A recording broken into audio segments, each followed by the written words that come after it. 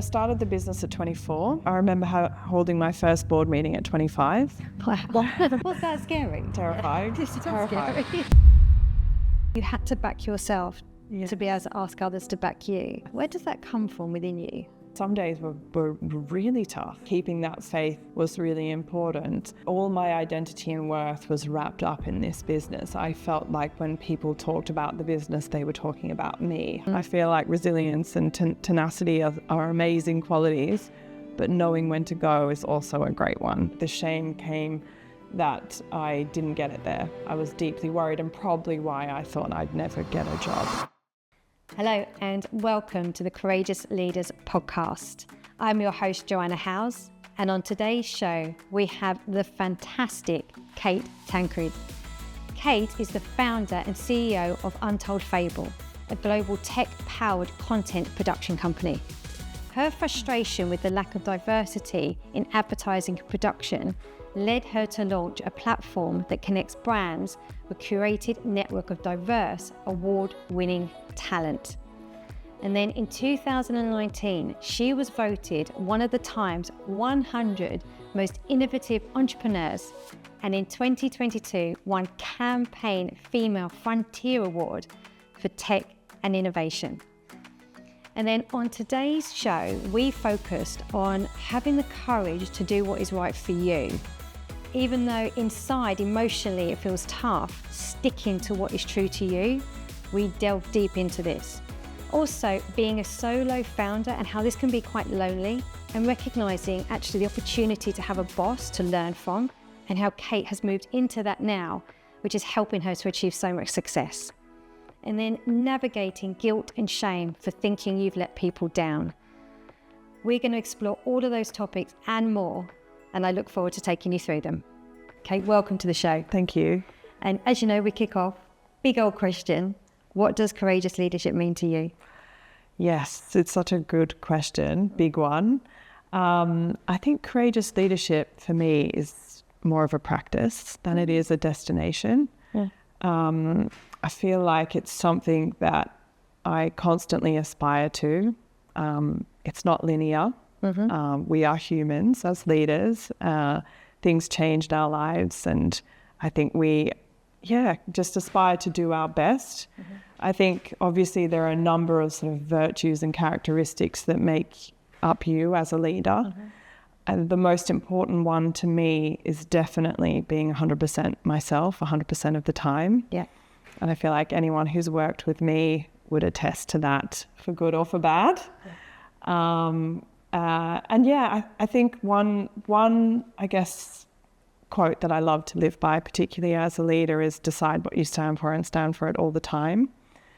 And for me, underneath that, I guess, are the values that I try and lead by, which are, empathy, consistency, courage. Yeah. I think that's sort of how I make my way through as a leader, but it isn't linear, and I don't feel like I've achieved the courageous aspect yet. It's a practice for me. So where you're aiming for.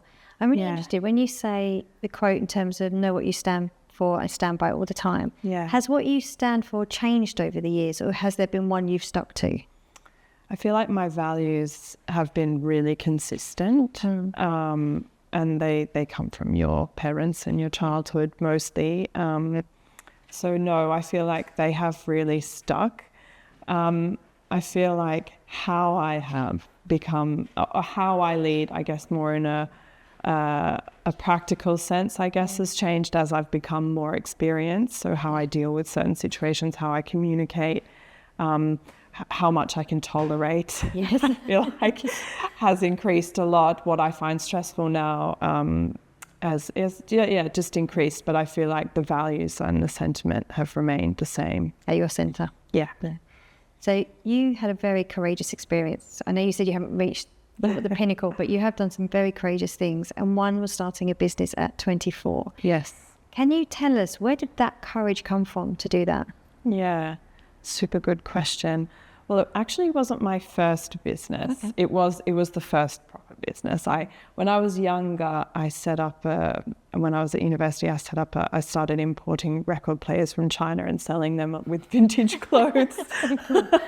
when I was at university. So that was my first one.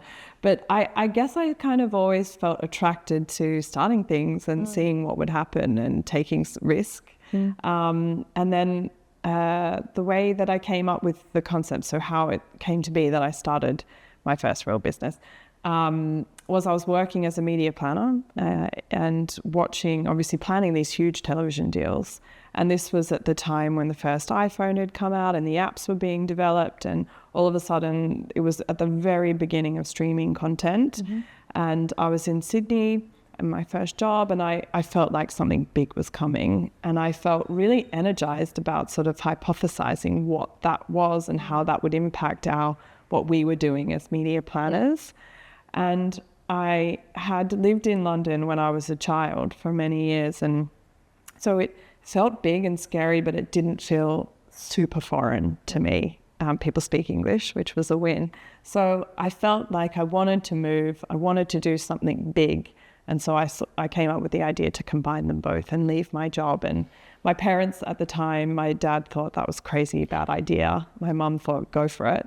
And I left and I arrived and I started looking for people to work with. I had this idea.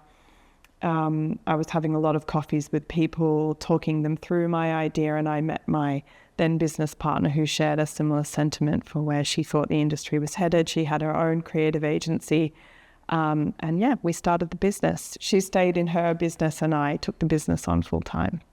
And what was it like? So when you started, was it 2 of you, 3 of you when you started? It was just me. Just you? To start with. And then I raised some investment and hired two people.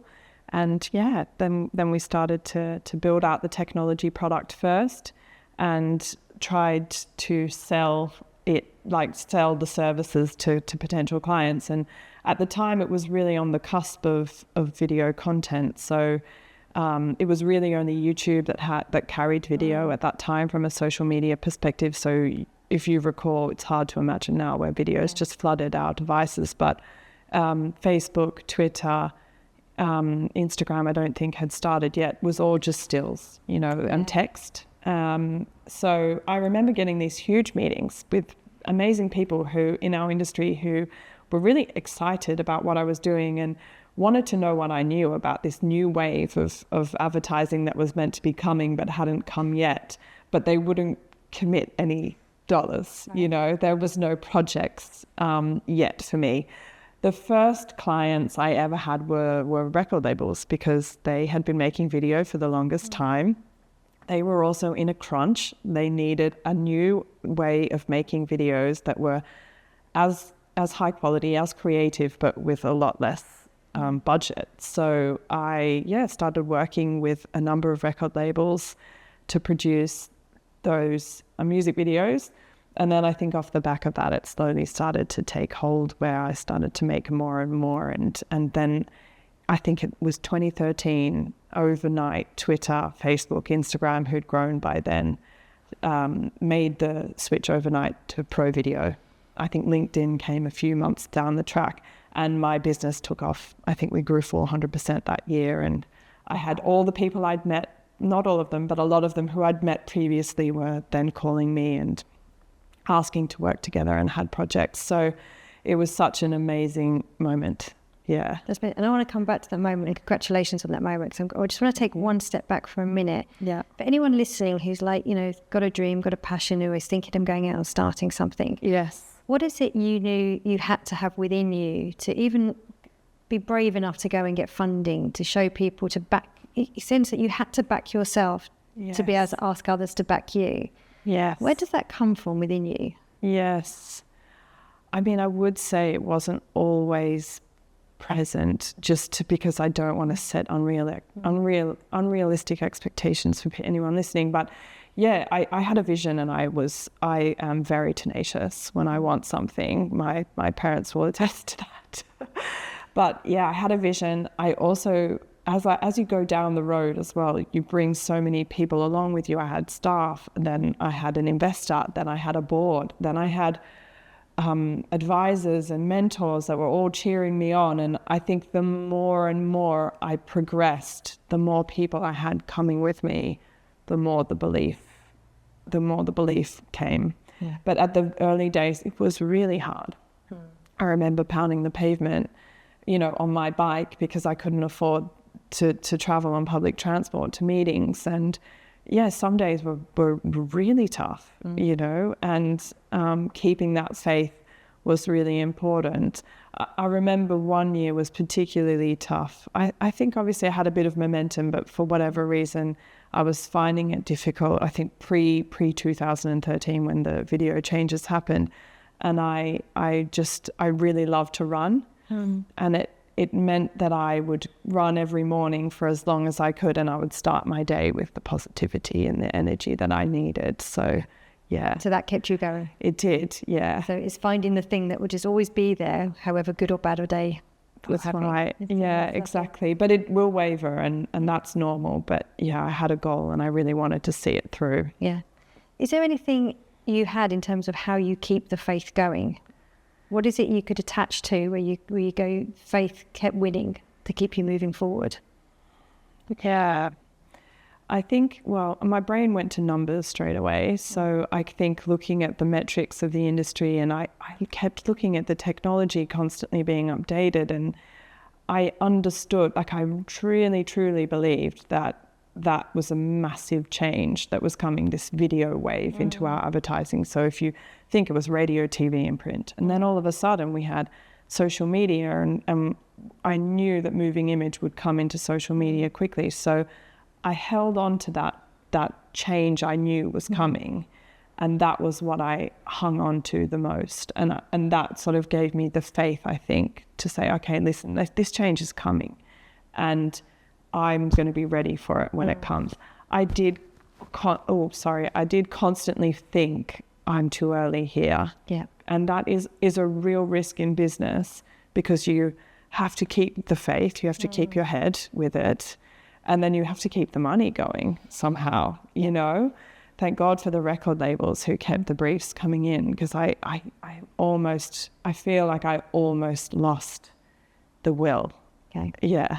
At times. Just how could you keep going? Where's the money going to come from? Yeah, how am I going to keep paying the team without the tide turning yet? Yeah. Yeah, but when it did turn, we were there to catch it, and which it was was quick. really lucky. It was so quick, overnight change. And how old are you when that change happened?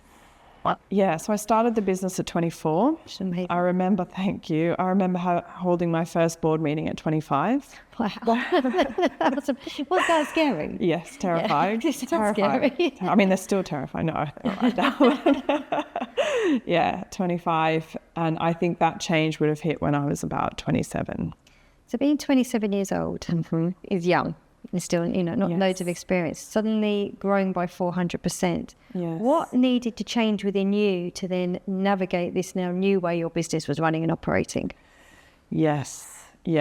So a lot of people say when you get to about 11 or 12 employees, that's when it needs to change. And I did feel the moment. I remember sitting down with one of my mentors, Mary King Dawson. I don't know if you know her, she's brilliant. And I remember having breakfast with her, and I said, all this amazing things have happened, but I burst into tears and I was like, they don't tell you what to do when it starts to work. Oh, gosh. And I walked away, and she gave me all these things, and she was like, put this person in there for a bit and he'll help you out. And I walked away thinking, I don't have the structure for where I'm at right now, but I was learning on the fly. So it was really difficult. And I think when we were 10 people, it was easy because we were all sat around a table and we could talk. And I feel like I was almost just going from one to the other, making sure everything was working. But then all of a sudden, when we got to 13, 14, 15, 20, 30, it was not possible. I needed processes and systems, and people came in to assist me with that, and which was great. And I've learned a lot through that process. It's amazing, isn't it? As humans, we tend to want to avoid the word process and systems because it feels restricted, actually. But without it, you can't scale. No, you can't grow, and you can only, I think, operate in startup crazy world for a bit. Yes, exactly. If you want that growth, I think it can be quite challenging to keep that going. Definitely. And I think your staff need it, right? They need the space and the trust to do their job and be successful. Yeah. So it's really important that you have them so that's what's created. Talking about the word successful there, I know something we spoke about when we've spoken before is having this success metric. Yeah. What we all define success to be. So your business was hugely successful, still very successful in what you do.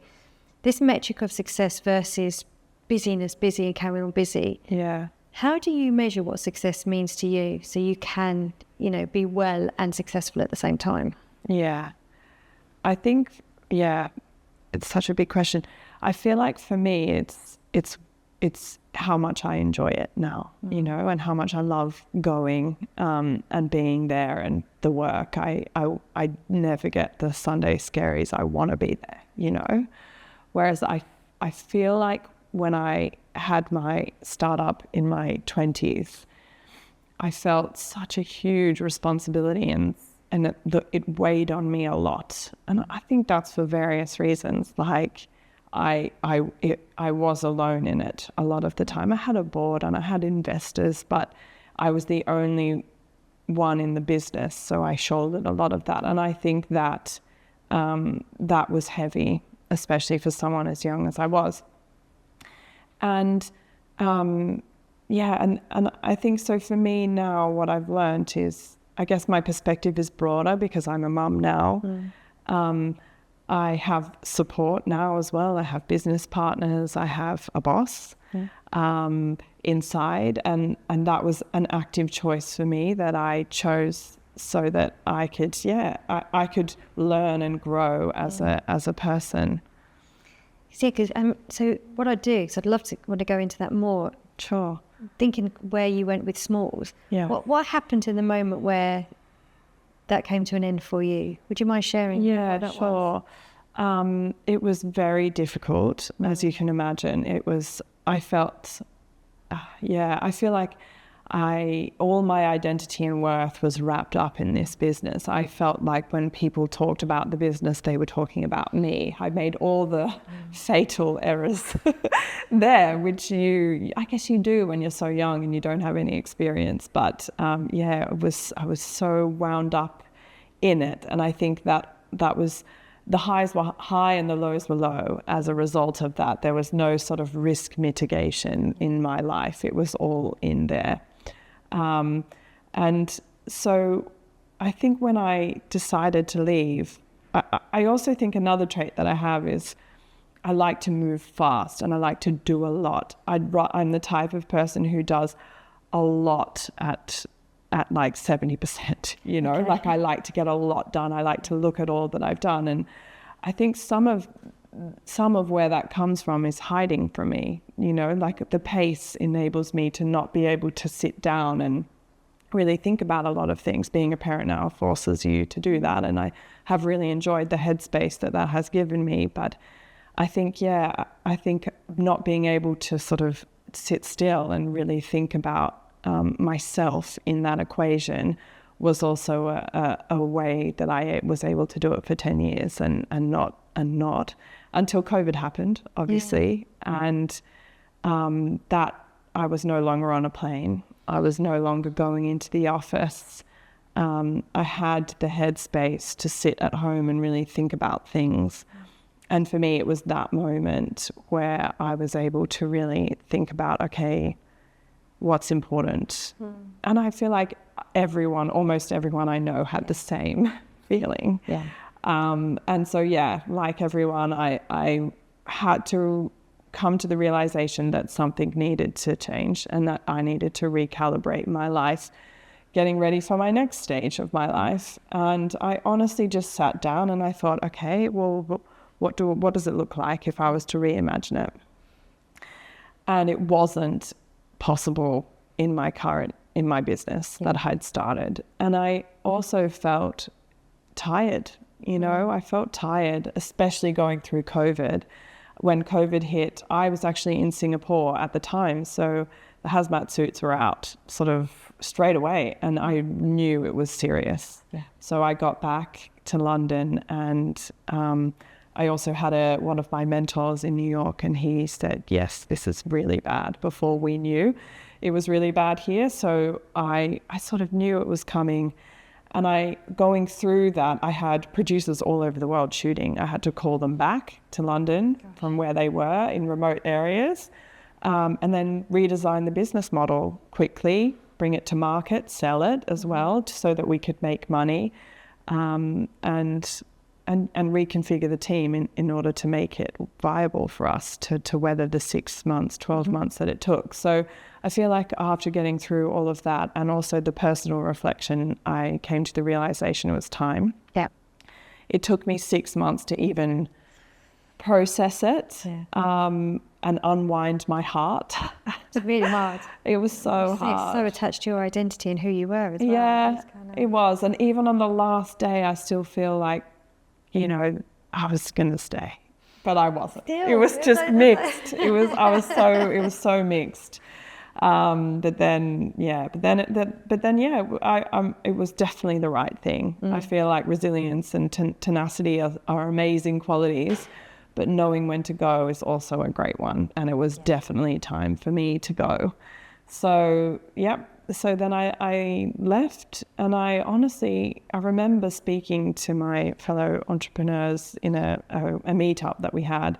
And I remember looking at them thinking, I'm doing this, but I'm just not sure who's ever going to hire me. I have these niche skills. Yeah. I basically specialize in tech-based production.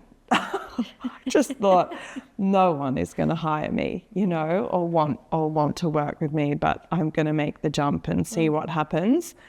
And then as soon as I announced it on LinkedIn, a lot of people did contact me like, hey, Kate, I've got this business. I want to do this. But I stuck to my brief of what I wanted. So I was very clear. Yeah. I wanted to be able to be entrepreneurial, but I wanted the support. Yeah. And the support for me on the two most heaviest areas of running a business are finance and HR. Yes.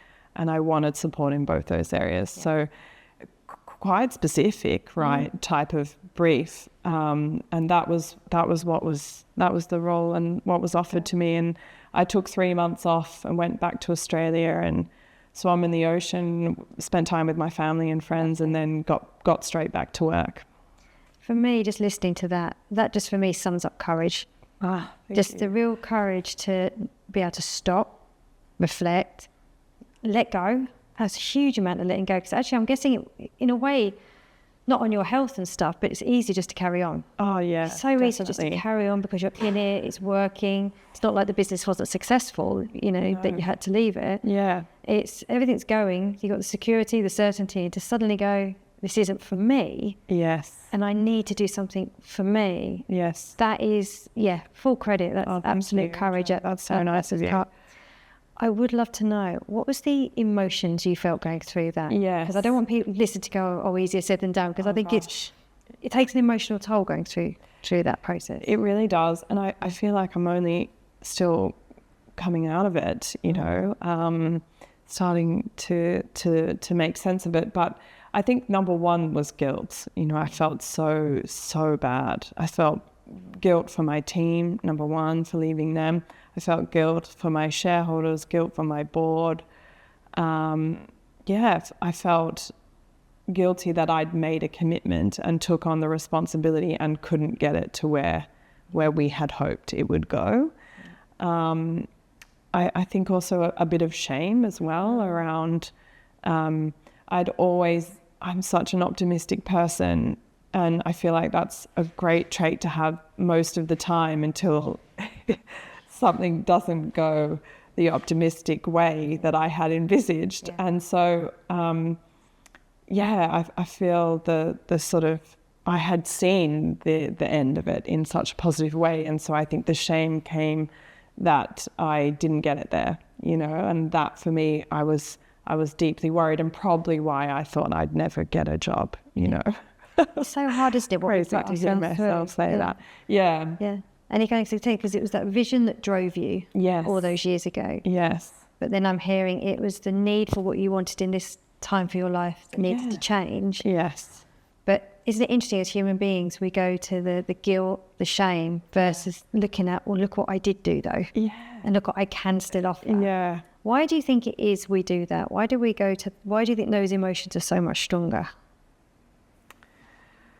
Fear, I guess. It's all driven from being, fear, I guess. I don't know. I'd love to know. Do you know, if you think we've got so many different fears as human, if you were trying to instinctively go in here, which fear was maybe driving you? Which fear do you reckon?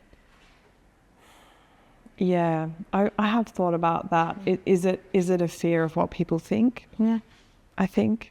Common one. Yeah, if I'm being really honest with myself. Yeah, fear of what people think about me. Yeah, and what they're going to say. Yeah. If it's, oh, well done. Can't believe she did this. Yeah. It's like, what are they really saying? Yeah. I can relate. I think shame for me was a big thing to recognise, even the emotion of shame. I didn't really understand it for so many years. And it wasn't until my experience in Melbourne where it didn't work out, the shame I felt to say that it didn't work out. Yeah. And for ages, even my language didn't even really say that. Oh, it was a bit of them, a bit of me. I couldn't even say it. Yes. It's like I couldn't own it. Yes. How that shame can just, and again, I think it is the worry, what people, the judgment, what they think of you. Yeah. Super important, I think, to be open and honest with it. It's just so brave that you did that. I loved your episode on that. Thank you. But yeah, because you can wrap it up, right? Yes. Like I could sit here and tell you that it all went well and my shareholders and I agreed that we put someone exciting in and it was a positive move. And, times by 10 and, but it wasn't, and it was hard. And it's, I think for me, I loved the business. I love the business. I love the experience I had. I could not have written it. Like it was amazing, Yeah. But to sit here and then wrap up the exit aspect of it as something positive is not me and not possible. It's sad.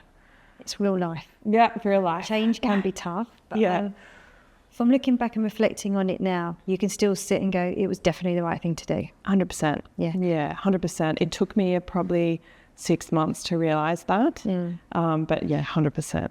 Because what has this now allowed you to do in terms of how are you maybe different now that you were able to let go and move on? What's changed in your growth within yourself? Yeah, I think so much, and I learn so much every day. I think putting myself in a different environment, which I knew I'd built up my own company. I was my own. I needed people that were more experienced, smarter than me. In our sector to educate me, and I have that. And that is both professional, emotional, on a myriad of different emotions and qualities every day. And I love that. And I feel like I have grown so much from that. Yeah. Being a founder, you, especially a solo one like I was, control is an interesting emotion. Because I had full control for 10 years, of where we were going. Obviously, I had shareholders on a board that I reported to, but the day-to-day, I was fully in control. I'm not anymore. Yeah. How's that? It's my biggest lesson, I'd say. Yeah, it's my biggest lesson. I have to tell myself often that, the support that I get and all the amazing things and how much I've learned come at the cost of the control. That's the exchange for me, and so that makes sense, and I can rationalize it that way. That's and the people I work with will tell you that too. That we talk about it openly. That's my context, that's my experience, and now I'm here. And has it let you? Because we had our event last week, and Nishma Patel-Robbs, she stood up and said. Asked everyone to put their hand up. Have they got who's a control freak in the room? And I'd say 80% put their hand up, and the other 20% went, "You're lying." We're all control freaks. Do you think, now that you don't have to control, you've learned how to let go of it? Has that impacted your personal life? Yeah, definitely. As well, definitely. In what way? There's just more space. Yeah. I mean, there had to be because I wanted to become a mother. Yeah. And I needed to have IVF to make that happen. So I knew it wasn't going to be linear. Yeah. So you didn't have control of that process, really. And Yeah. that was also That's a challenge. tough. That's really tough. Yeah. That was really, really tough. But that's, I think, for another day. Yeah. But yeah, so I think, I've lost my train of thought, sorry. That's okay. Recognizing in terms of control, has that affected your personal life? Oh, yes, definitely. I mean, yes. So obviously I'm a mother now. So I again, control, but it enabled me to have more space, to be a good parent, to be a good friend. I honestly feel like the last few years I have started to get to know myself again, which is really nice, because I was Kate with the startup, you know, and it was all so wound together, so close, like I explained. So not being that, and I will always care about my career, and I love working, and I get so much worth and identity from that, but it's not the whole thing anymore. It's not who you are. No. Yeah, it's really nice. And I think that has given me space to do other things and get to know myself and become a mother and find out what I like again. Yeah. I honestly used to struggle to read books. I used to really struggle to read fiction because I thought it was, I should be working. Yeah. You know, so I love that word "should," isn't it? Yeah. Should be doing this. Should be doing another tick off my to-do list. Yeah, exactly. And, you know, it just something just smiled in my brain because I've picked up my first fiction book in 5 years. Good on you. Isn't it nice? Really finding it difficult. It's the slowest I've ever read a book. So oh, come on, I'm not learning anything. But I'm sticking with it. So I'm like, no, my brain, she said, your brain needs space. It needs a rest. You know, and I'm a solo founder, so I can completely, that time you just sit there wanting somebody else to bounce an idea or validate your thinking or reassure you. Yes. And you need to do that yourself. But I think, I don't know about you, I got a lot of that from books. Yeah. You know, reading the books, go, oh, okay, I'm not crazy. This is normal. Yes, this is okay to do. Yes. Yeah, agreed. So I'm trying to fiction. Yeah, I'm going to stick. Yeah. I try and read 5 pages a day, even just to bring myself down. Yeah. It's healthier than a glass of wine. Yeah. So my reward is reading, not a glass of wine. I can change the reward structure that we need. Yeah, midweek anyway. And I love to be close. Just, I know diversity, talent is so important to you. Can you just share with us, because I just love the audience to know what you're doing now and how you're bringing that to your work. Yeah, sure. So at the Smalls, we had 20,000 filmmakers. I think it was in 160 different countries around the world. So it was big, and we have a big tech platform as well. So the data coming in from that tool in itself was a really great insight for my next business. And it was the DE&I data in the film industry is really poor. Right. It really needs to be fixed. And that was only in our branded content advertising sector of production. But I could see it in the numbers that was coming out, even in the people that had signed up or were actually winning the opportunities and the crew around that. So I feel like I got a really good grasp of the issue there. And when it came time to build my next business, I wanted to build a company that made amazing work, but also did something good for the industry that I have now spent 15, 16 years in. And I think it's those two things combined. It was like seeing the problem in the numbers, and then, wanting to do something good is what I've brought together for my next business. So my business is called Untold Fable. Mm-hmm. We have built out a production company, and we create still and video content for social, but our mission is to make diversity, equity, and inclusion the norm in the production industry. Yeah. So, And are you seeing the changes that you want to see happen? Definitely. In our corner of the world, we are making it happen. Yeah. We make it happen in the talent we select and the crews that we bring. One of our clients said to us last year, it's the most diverse set they've ever been on. So I feel like we are making a difference. We are giving opportunities to people who perhaps may not have had them. Yeah. And for me, that feels really great. It's what I love, just meeting you and talking with you, is that you have a vision. You have a vision, you have a mission, and you take action. And for me, the more that's also then helped you to connect and get to know who you are as the person who wants to bring that to life and actually learn what to let go of. It's such a pleasure just to listen. It's very, very inspiring. So thank you. Thanks, Jo. Super curious. Mm-hmm. Where do you want to be more courageous in your leadership next? good question. Where do I want to be more courageous in my leadership next? I think, so for me, I really struggle with public speaking. Okay. This is lovely, you and I, just the two of us. No one else is listening. No It's one fine. else. No, it's just us. Yeah, I've also done live TV where it's sort of 3 people in a studio, and that was fine. But if I get up in front of more than 10, 20, 30 people, it really is hard for me. So I feel like that is something I want to work on personally, and I hope that will help me with my leadership. Perfect. So it's getting yourself on more panels, getting yourself on stage. Yeah. So saying yes to all those opportunities, because it really is. You just got to get up there. You just got to get up there. Yeah, feeling good about and it. feel free. Yeah. So it's always like so nice, isn't it? It doesn't matter what level you're at, what senior. There's always somewhere we can grow and somewhere we can improve on. Definitely. And it's a massive continuous learning. Yes. For you, with all the learning you've done, you've got such a wonderful story of, challenge and growth and opportunity and success. What advice would you pass on to your younger self?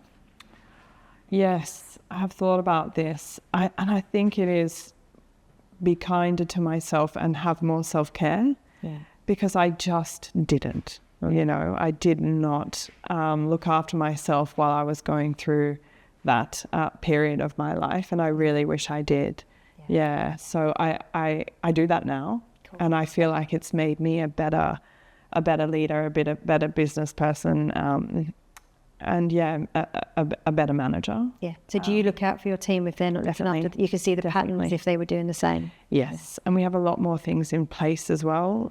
I feel like there was such a I'd say almost like an ideology with startups, which was like lean and mean, and we were lean and mean. We were basically people with laptops, no HR, so, and I feel like the tech industry has come from there and has grown up. And now we have HR and we support our employees. We have a lot of things in place to make sure that they are living healthily and working well. So that feels good. That kind of progression. So that would be my advice. Really nice. Thank you so much. It's been such a pleasure talking to you. And also, before we close, is there any other message or anything you'd like to share to those that are listening? No, I think we've covered a lot, and it's been lovely. Thank you so much. Really, I'm sitting here very inspired to go and craft my vision a bit more. I'll take action. Thank you, Jo. But thank you so much, and thank you to everyone for listening. Take care. Thank you. Thank you so much for tuning in this week. I hope you enjoyed it and got real value that you can take into your leadership.